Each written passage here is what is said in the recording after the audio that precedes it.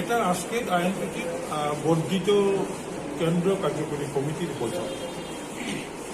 এই বৈঠকে সাংগঠনিক বিভাগের সভাপতি সম্পাদকরা রয়েছেন, শাখা সংগঠন, যুব সংগঠন, মহিলা সংগঠন, কর্মচারী সংগঠন, তাদের নেতৃত্বরা রয়েছে।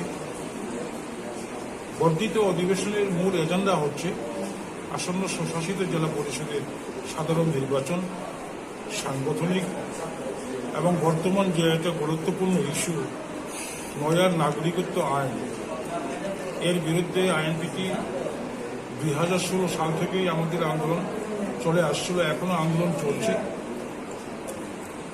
বিভাগীয় ভিত্তিক 5 ঘন্টার গণ অবস্থান, এই আন্দোলনকে আরো বেশি করে কিভাবে এগিয়ে নিয়ে যাওয়া যায় সে ব্যাপারেও আলোচনা হবে এবং আগামী এডিসি ইলেকশনে আইনপিটির